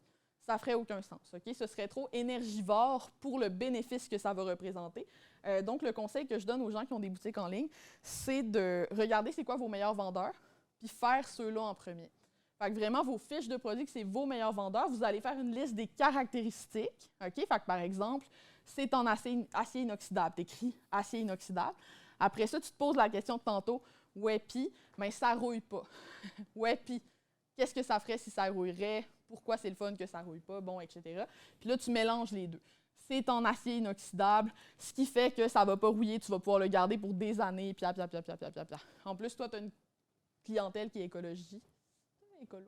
Fait que c'est important, je pense. Mais voilà. C'est tout le temps qui m'était imparti. Déjà 9h51. Maudit, ça va vite. Merci de t'être prêtée au jeu, Julie. Je l'apprécie vraiment beaucoup. c'est vrai. Mais en fait, tout ce que tu as à faire, c'est en parler. Tu vois, quand on se parlait, comment ça sortait, tout ça, les phrases les plus intéressantes. Enregistre-toi, parler à un ami. Tu vas ressortir beaucoup de pépites d'or de ça. Garanti. Questions, réactions, chansons. On a un micro-pause.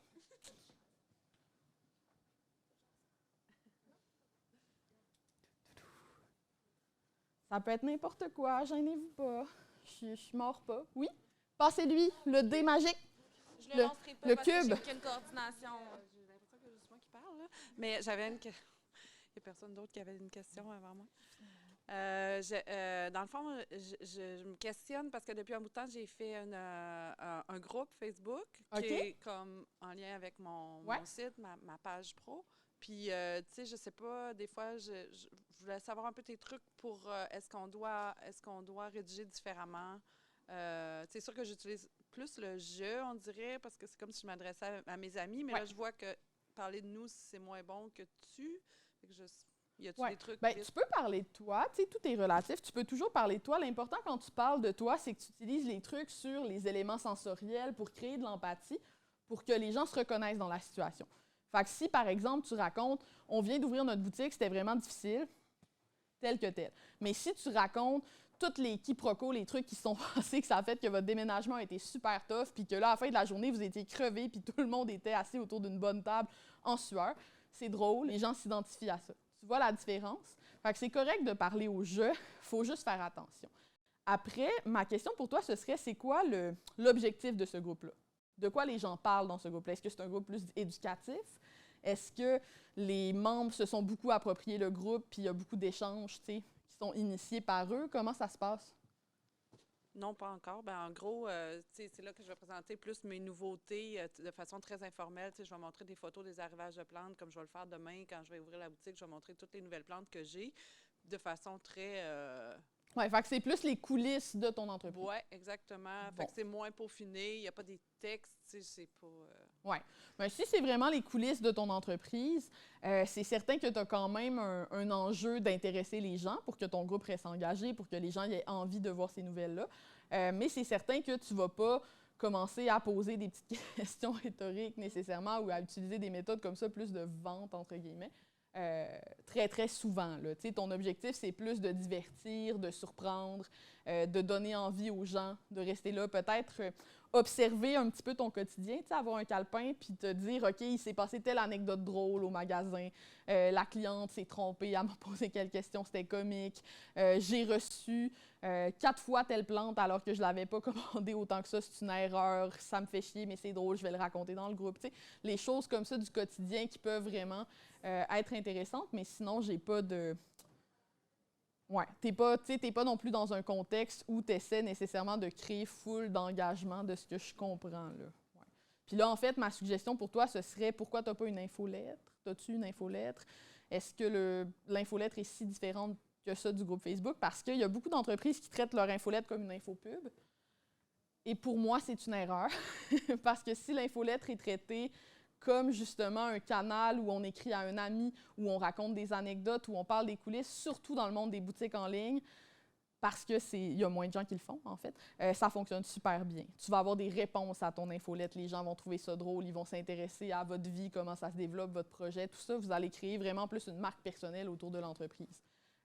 Puis moi, ça, en e-com, je trouve ça savoureux, surtout au Québec, parce qu'il y a très peu de marques qui le font en ce moment. Voilà. Le petit cube. Ton nom, ta question. Audrey. Ma question, c'est comme en 2 volets. OK. Je vais revenir sur le move que je trouve inspirant que tu as fait de quitter les réseaux sociaux pour une période indéterminée. Comment tu trouves ça, ton expérience jusqu'à présent? Puis le deuxième volet, c'est qu'est-ce que tu recommanderais qu'il faut avoir en place si on veut faire un move comme ça? OK, cool. Ouais, donc pour ceux qui ne me connaissent pas, moi, j'ai quand même une belle communauté sur LinkedIn. Je suis suivie par à peu près 17-18 000 personnes. J'ai une plus petite communauté sur Instagram. Mais j'utilisais beaucoup les réseaux sociaux pour promouvoir mon entreprise de formation en ligne. Et j'ai annoncé il y a quelques jours que je quittais pour une durée indéterminée les réseaux sociaux. Entre autres parce que je suis tannée de travailler gratuitement pour Meta. Non, mais puis Microsoft, non, mais pour vrai, j'ai l'impression que comme il y a plus de gens qui publient sur les réseaux sociaux, on a de moins en moins de portée. Et ça me créait beaucoup de frustration parce que je me disais, dans le fond, la seule personne qui est avantagée en ce moment à ce que je crée du contenu, c'est même plus moi, c'est Facebook qui veut garder les gens captifs pour vendre plus de pubs, c'est Instagram, c'est LinkedIn. Et j'étais vraiment fatiguée. Et moi, j'investis beaucoup en publicité aussi, Facebook, Instagram, etc. Et en fait, mes publicités me permettent de prendre un contenu que j'ai créé il y a très longtemps, mais qui est de bonne qualité, puis de continuer à le diffuser indéfiniment. Alors que quand je crée sur les réseaux sociaux, ben, j'ai l'impression que ça finit jamais. Les contenus sont éphémères, disparaissent très vite, puis je viens comme épuisée de devoir tout le temps faire quelque chose de nouveau. J'ai aussi une grosse infolettre. Moi, mon infolettre, ça a été ma priorité dès le début de mon entreprise, donc j'ai 20 000 abonnés à mon infolettre. Évidemment, le fait que tout ça se soit déjà en place, ça fait que je ne suis pas très stressée de quitter les réseaux sociaux. Ma stratégie, c'est que j'ai mis mes photos de profil en noir et blanc sur tous mes réseaux et j'ai fait un carrousel pour expliquer à mes communautés pourquoi je suis fatiguée, pourquoi je m'en vais indéfiniment. Donc, peut-être que je vais revenir, je ne sais pas quand. Et ce que je leur ai dit, c'est que quand je vais être là, je vais mettre ma photo de profil en couleur. Et là, je vais être présente. Je vais répondre aux commentaires, je vais écrire dans mes messages privés, je vais répondre à vos questions, je vais être présente. Quand ma photo de profil est en noir et blanc, je ne suis pas là. Si tu vois passer une pub ou une publication, elle est automatisée, mais écris-moi pas, tu n'auras pas de réponse. À part un message automatisé, je suis en vacances de réseaux sociaux. Je suis en train de faire autre chose. C'est un move que j'ai fait pour regagner du temps, pour m'enlever la charge mentale, le labeur émotionnel de répondre tout le temps aux gens. Moi, l'instantanéité qui est nécessaire sur les réseaux sociaux me crée une profonde fatigue. Mais, tu sais, je n'ai pas complètement désinvesti les réseaux sociaux parce que mes publicités roulent encore et parce que, ben, aussi, j'avais comme mon backup avec l'infolettre, tu sais, veux pas. Maintenant, c'est quoi ma stratégie pour continuer de croître, à part la publicité qui est vraiment là? Moi, je ne jure que par ça. Je sais qu'il y a des gens qui n'aiment pas beaucoup la pub, mais moi, c'est mon avenue principale pour aller chercher des prospects tout le temps. L'autre chose que je veux faire, c'est miser beaucoup sur les collaborations. En fait, j'ai remarqué que les moments dans mon entreprise où je vais avoir des espèces de grosses croissances rapides. Tout d'un coup, j'ai 2000 nouveaux abonnés à mon infolettre.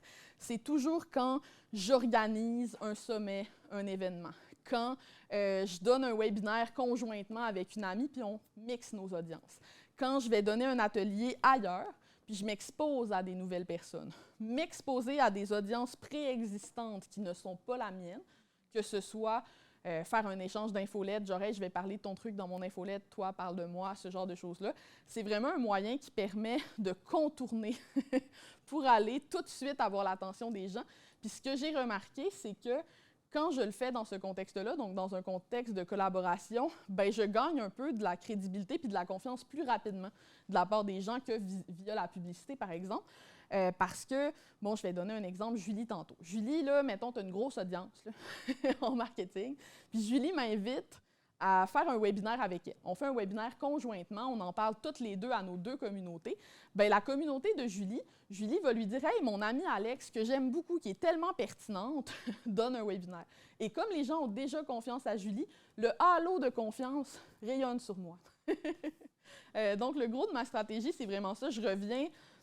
On revient, en fait, ça me fait rire parce que ce qui me fatiguait beaucoup des réseaux sociaux, c'est les injonctions de si tu ne réponds pas à tous les commentaires puis à tous tes messages privés, tu es une mauvaise personne qui ne veut pas réellement connecter avec les gens.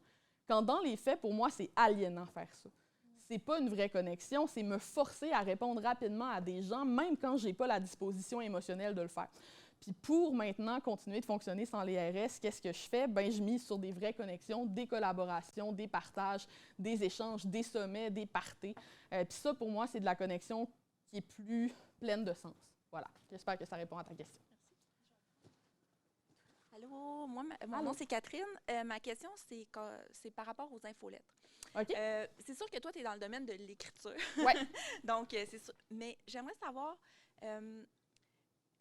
une infolette, là, est-ce que ça peut être pertinent pour tout le monde? Est-ce que c'est oui? Puis, de quelle manière il faut que tu abordes l'infolette? Parce que pour moi, là, une infolette, là, quand j'en reçois, là, j'ai juste pas le goût d'y lire. I know. Mais est-ce qu'il y en a une ou deux que tu lis tout le temps quand même? La tienne. Okay. Non, mais sérieusement, oui, parce que là, je trouve ça intéressant de la lire parce que je trouve que c'est pas nécessairement, comme tu dis, une info pub. Donc, c'est ça. Fait que je me demandais parce que ça dépend toujours de ta clientèle, là. Tu sais, c'est ça, mais qu'est-ce qu'il faut que tu dises dans une infolette en général, là? OK. C'est peut-être général, mais... On s'amuse, là, on s'amuse. Oui. On s'amuse. À quoi ça sert? Mathématiquement, là, Juste purement mathématiquement. Okay? Même si tu fais la pire infolette du monde, ça fonctionne quand même mieux que les réseaux sociaux. Si tu vas chercher des abonnés à ton infolette, bien sûr. Pourquoi? Parce que sur tes réseaux sociaux, tu es dépendant des algorithmes, puis tu vas avoir une portée qui va aller de 1 à 7-8 % de ton audience maximum. Okay? Mon infolette, des fois, j'ai 8 % de taux de clic sur un lien. Il y a beaucoup plus de gens. Moi, à peu près la moitié des gens à qui j'envoie mon infolette vont l'ouvrir et vont voir mon message. Juste ça, c'est exceptionnel. Même si c'était 20 %, j'aurais déjà plus que doublé la portée que j'ai sur les réseaux sociaux. Puis un taux d'ouverture de 20 % là, tout le monde ici est capable de faire ça. C'est pas élevé. Fait que moi, déjà, même sans t'en faire avec le fait d'avoir la meilleure infolette du monde, je ne comprends pas pourquoi les gens ne veulent pas avoir une infolette. Parce que mathématiquement, tu as plus de portée, ça vend plus. C'est encore le meilleur canal pour vendre. Ça, c'est clair, là. C'est clair, OK? Sans qui n'est pas payant, je veux dire. C'est évident, c'est mathématique. Maintenant, si ton infolettre est une infopub, tu vas aller chercher des résultats d'infolettre infopub. C'est-à-dire que moi, je suis abonnée à des infolettres infopub, des magasins de vêtements que j'aime, par exemple. Puis quand j'ai envie d'acheter, je vais voir dans mes infolettes s'il y a un rabais. C'est pas mauvais, c'est bon pour eux parce que ça leur fait une cliente de plus qui va voir leur promo qui est intéressée. Mais c'est sûr que c'est pas comme les infolettes que je lis religieusement parce qu'elles m'apportent de la valeur. Puis moi, j'haïs, by the way, cette expression-là, donne de la valeur, parce que quand on dit donne de la valeur, les gens ils ont toujours en tête les 5 trucs, les 8 secrets, les 3 solutions, le tutoriel YouTube, genre, OK? Donner de la valeur, ça peut être du divertissement, ça peut être faire rire, ça peut être émouvoir, ça peut être surprendre, etc. Il y a des infolettres auxquelles je suis abonnée que la gimmick, c'est que la personne envoie un message ça de long, okay, qui est un conseil, c'est très court, c'est maximum 2 petits paragraphes, là, quand je dis ça de long, c'est sur cellulaire. Puis en dessous, elle met toutes les promos en cours. Mais je l'ouvre tout le temps parce que le petit message ça de long est tellement drôle, tellement savoureux, tellement tout le temps surprenant, éclairant, peu importe, que j'ai envie d'ouvrir l'infolette quand même. Fait que pour ce qui est du format, du contenu de l'infolettre, moi, je n'ai pas une approche qui est directive dans la vie. J'aime pas dire à mes clients « tu devrais faire ça ». Moi, j'écris des infolettes fleuves, OK? Cette semaine, j'en ai envoyé une de 1700 mots encore. Tu sais, c'est des articles de blog, mes infolettes. C'est pas obligé d'être un article de blog pour que les gens l'ouvrent. En fait, tu dois te questionner sur ta cible à toi. Mettons pour le garage de Dodge Ram, là, OK?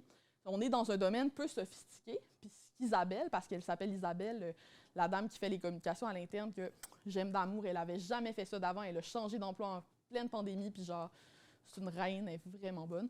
Mais Isabelle, ce qu'elle fait, c'est qu'elle envoie des infolettes courtes, comme ça, beaucoup de sauts de ligne, signées au nom du propriétaire du garage, qui s'appelle Daniel. Donc, c'est tout le temps Daniel qui envoie les infolettres. Et c'est des trucs avancés, tu sais, pour les gars qui gossent leur moteur, leur camion, mais vraiment vulgarisés, très courts. Okay? Puis elle en envoie plusieurs. Et ce qui est en train de se passer, c'est que quand les gens appellent au garage, ils veulent parler à Daniel. Ils savent qui est Daniel. Ils aiment déjà Daniel. Ils ont vu qui était Daniel à travers cette infolettre-là. Ça, c'est un bon exemple d'utilisation. Mon point, c'est assis-toi, réfléchis à c'est qui ton public cible, qu'est-ce qu'ils aiment, qu'est-ce qui pourrait les surprendre, les émerveiller, enseigner quelque chose, peu importe. Puis après, crée ton propre format d'infolettre en fonction de ça. Tu n'es pas obligé de faire une infolettre écrite de 10 pieds de long. Ça peut être court, mais fais-le. Et je te promets qu'au bout de 3 à 5 mois, si en même temps tu fais les efforts qu'il faut pour aller chercher des abonnés, pour mettre de l'avant cette infolettre-là, ça va devenir ton canal préféré. Tu vas être vraiment contente d'avoir mis ces efforts-là. Ça répond un peu à ta question? Oui, tout à fait. Cool. Je fais du pouce sur ce que tu dis, OK, par rapport aux infolettes. J'ai une cliente qui était vraiment très en opposition par rapport aux infolettes. Elle était comme, j'en reçois déjà assez de même, je veux pas faire ça. Puis j'étais comme, mais t'as vraiment comme une grande quantité de gens qui sont abonnés à une infolette que tu n'utilises pas. Ouais. Fait qu'elle a envoyé, genre, mettons, elle en a parlé sur ses réseaux sociaux, elle a mis un lien dans sa bio, mettons, sur Instagram. Elle a dit, allez vous abonner, puis elle n'a jamais utilisé son infolette. C'est fabuleux. Sauf que là, tu sais, j'ai dit, il y a plein d'options que tu peux faire, mais il faut que tu alimentes ça. Tu as du follow en plus, utilise-le, mais elle veut rien savoir. Comment je peux dealer avec cette objection-là, selon toi? Moi, généralement, l'argument mathématique leur fait déjà réaliser que c'est un peu jambon. Okay? Fait que déjà, l'argument mathématique est bon. Le deuxième argument que j'utilise, c'est sur les réseaux sociaux, les gens choisissent pas de consommer ton contenu, à part en stories Instagram. Les gens se promènent, ils tombent sur ton contenu par hasard. Okay? T'es-tu vraiment en train de me dire que ça, tu trouves ça plus éthique et moins envahissant que quelqu'un qui décide de te donner ton courriel, qui clique sur le courriel pour le lire, donc qui fait vraiment une action concrète pour signaler qu'il a envie de lire le message et qui peut se désabonner n'importe quand? D'où est-ce que ça devient? Puis ta haine des infolettres, elle serait peut-être pas causée par le fait que toi, tu es abonné à plein d'infolettres vraiment poches. Et là, je leur pose la question que j'ai posée tantôt. Est-ce qu'il y en a une ou deux que tu lis quand même et que tu aimes? Pourquoi? Pourquoi tu les aimes, ces infolettres-là? Qu'est-ce qui fait que tu as tout le temps envie de les lire, ces deux-là ou ces trois-là? T'sais? Et là, souvent, on est capable de convaincre le client, mais c'est pas facile. Puis moi, c'est quelque chose qui me fatigue énormément. Là, genre, j'ai envie de les assommer. Je suis comme, c'est sûr que tu me niaises.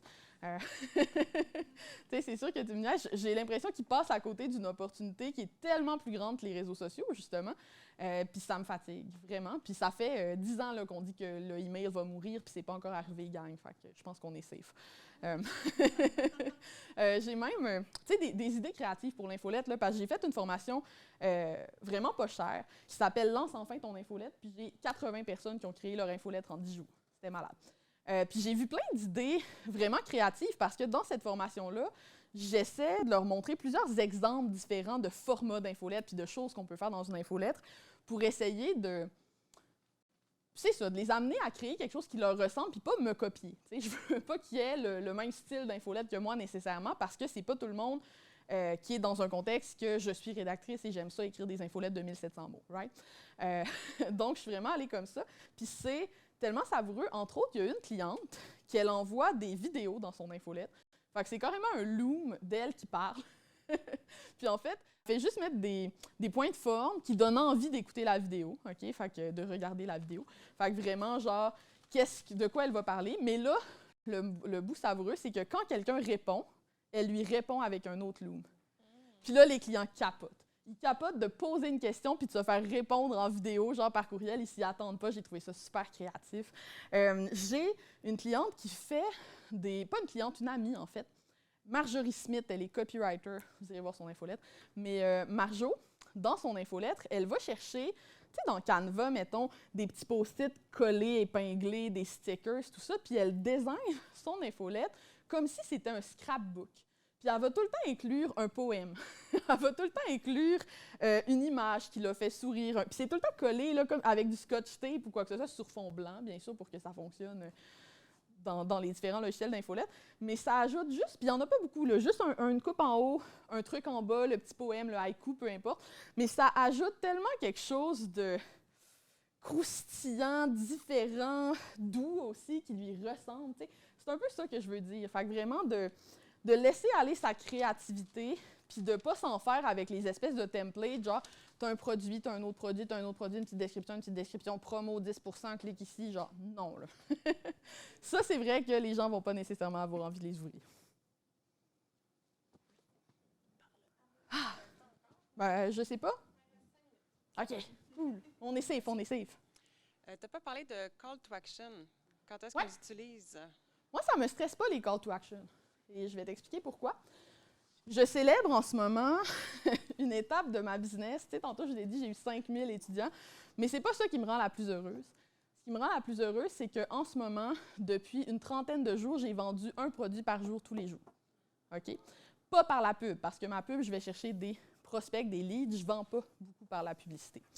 Fait qu'à tous les jours, je vends un produit, à 50$, à 100$, à 500$, peu importe, mais tous les jours, je vends au moins un produit. T'sais.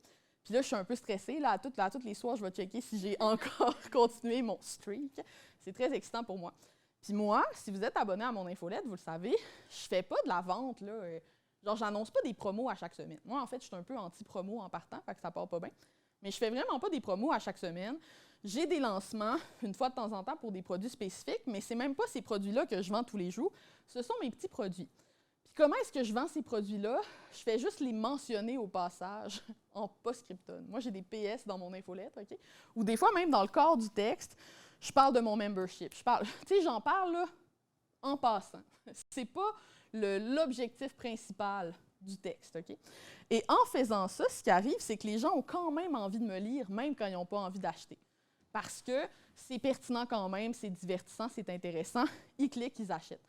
C'est un call to action. C'est un call to action qui est doux. Après, tu as d'autres approches où, tu sais, comme quand je mentionnais tantôt, l'entrepreneuse qui fait les petits trucs vraiment courts, puis après, elle met toutes ses promos du moment. Ça fonctionne aussi. C'est des call to action ici qui sont très clairs. Pour moi, le call to action, c'est exagéré. Les gens mettent full l'attention là-dessus, ils font une obsession là-dessus, mais dans les faits, là, si tu ne vends pas, c'est rarement parce que tu as oublié le call to action. On y pense au call to action. En fait, souvent, quand on ne vend pas, c'est qu'on ne pense qu'à ça. C'est beaucoup plus ce problème-là que je vois chez ma clientèle qu'un problème de genre « j'ai oublié de vendre ». C'est un problème de « je ne fais que ça » ou c'est un problème de « je ne fais que ça et en plus, je le fais maladroitement ». Moi, je suis vraiment dans une logique de inbound, donc d'amener les gens à moi, c'est certain, mais ce n'est pas quelque chose dont je me soucie vraiment. Le truc que j'aimerais dire, par exemple, c'est que quand tu es vraiment en promo, OK, il ne faut pas que tu te gênes de vendre. J'ai été en lancement pour ma formation en copywriting qui coûte 2 900 $. OK? C'est un gros investissement pour les gens. J'ai envoyé un courriel par jour pendant 9 jours. Personne n'est mort. Tout le monde est encore en vie. OK? Un courriel par jour pendant 9 jours. Moi, j'ai fait des ventes, j'étais contente. Right? Donc, il ne faut pas avoir peur de le faire quand il y a une occasion, quand il y a une promo, surtout si tu n'en fais pas souvent. Moi, ce qui arrive, là, c'est que c'est rare que je fais des promotions, c'est rare que je fais que vraiment, c'est maintenant qu'il faut que tu achètes là, parce qu'après, ça ferme pendant 1 an ou peu importe. C'est rare que je fais ça. Pour cette raison-là, quand je vends pour vrai. Fait que de ne pas te gêner de le faire régulièrement, souvent, t'assurer que moi, c'est comme la règle de Pareto que j'utilise, là, mais 80% du temps, c'est un call to action doux, 20% du temps, c'est un call to action direct. Quand c'est direct, c'est que le courriel est dédié à un call to action précis. Puis moi, là, quand je pense mes infolettres, je ne pense pas en termes de call to action, je pense en termes d'intention. C'est-à-dire, c'est quoi l'intention de ce courriel-là? C'est-tu de divertir? C'est-tu de surprendre? C'est-tu d'émerveiller ou c'est-tu de vendre? OK? Si l'intention, c'est de divertir, puis que je raconte une anecdote ou d'éduquer, je peux mettre un call to action dans le courriel, mais il va être doux. Si l'intention, c'est de vendre, pas de niaisage. J'y vais directement, je vais vraiment faire un call to action simple. En fait, là, un de mes meilleurs courriels en lancement qui fonctionne parce que je fais des très longues infolettes d'habitude, je viens faire ce qu'on appelle en copywriting un pattern interrupt, donc une interruption de pattern/motif. Où je vais envoyer un courriel d'une phrase qui dit « Ma nouvelle formation est sortie, clique ici pour avoir les détails, lien vers ma page de vente, salut, si tu as des questions, réponds au courriel. » C'est tout. C'est un courriel là, comme ça.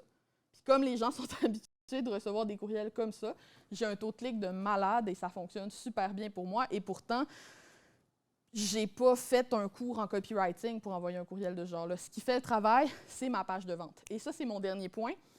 Je pense que quand on vend, surtout en ligne, c'est important de considérer un petit peu tout le chemin client.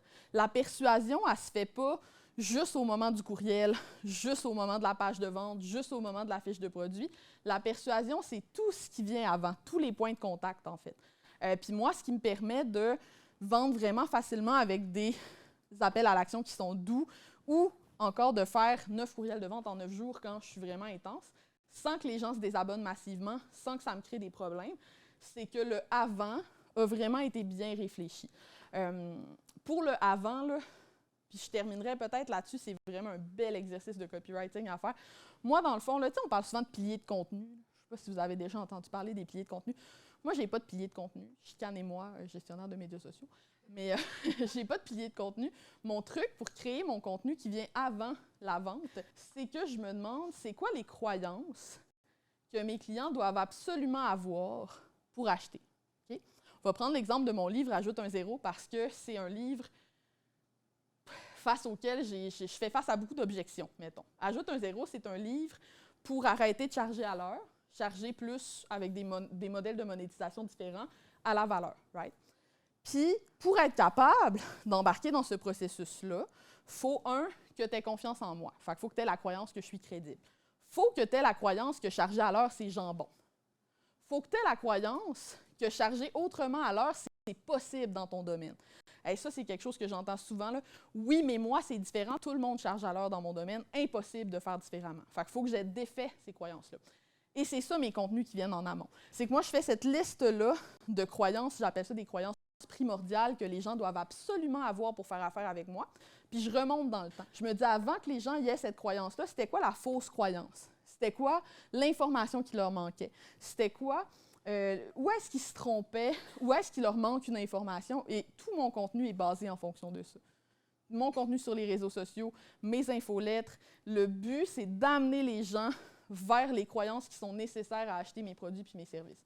C'est super le fun de faire ça comme ça parce que quand je suis en train de faire ça, je n'ai pas l'impression de vendre. J'éduque, j'enseigne, je challenge un peu les gens. Vous l'avez vu tantôt, j'aime ça faire des accroches qui sont un peu... moi, je suis très directe dans la voix unique, disons ça comme ça. Mais j'aime ça faire des accroches qui viennent brasser un peu ma clientèle cible, tout ça. Mais je n'ai pas l'impression de vendre. Puis quand les gens consomment mon contenu, mine de rien, je suis en train de placer tout ce qu'il faut pour que quand ils arrivent devant ma page de vente, j'ai aucun effort de persuasion à faire. Parce que l'effort de persuasion, il a été fait en amont de manière très douce, en fait. Puis quand ils arrivent sur ma page de vente, ce qui me reste à leur prouver, c'est qu'ils ont assez le goût d'embarquer dans mon programme pour dépenser cet argent-là tout de suite. Mais je n'ai pas besoin de prouver ma crédibilité, le fait que je charge toutes ces croyances-là. Ça répond-tu un peu à ta question? Oui, non? Oui. OK. C'est parce que je suis fatigante. Moi, je suis très... je regarde tout le temps les choses de loin. Hein. Puis les gens qui aiment avoir des checklists, même pas pour cette raison-là, parce que j'ai de la misère à dire « Ah, pour faire une bonne publication, ça prend ça, ça, ça, ça, ça. » Parce que je considère en fait qu'il faut toujours reculer pour regarder l'ensemble des cas. Puis c'est comme ça qu'on peut voir c'est quoi notre intention à chaque étape. Est-ce qu'on met un call to action? Il met nous. Mais il n'y a pas de... Tu sais, pour moi, il n'y a pas un courriel parfait qui répond à toute situation. Puis les règles toutes faites, genre un courriel, un call to action ou des choses comme ça, je trouve qu'à la limite, ça peut devenir aliénant puis nous empêcher de faire des moves ou de prendre des décisions qui seraient plus avantageuses pour nous des fois si on regardait un petit peu plus de loin l'ensemble de ce qui se passe. Voilà. Merci. Vous pouvez l'applaudir. Merci. Je m'en suis sortie vivante. Oui, bien, merci. C'est tout le temps qu'on avait, malheureusement. Mais merci beaucoup pour ta présentation. En tout cas, moi, j'ai trouvé ça super intéressant, malgré mes petites in and out. Mais merci à tous d'être venus avec nous ce matin. Il reste des croissants, si jamais vous êtes intéressés par les croissants. Mais sinon, je vous envoie là, un courriel au courant de la journée, d'ici la fin de la semaine, disons, là, avec toutes les infos par rapport à la formation. Fait que restez à l'affût. Merci.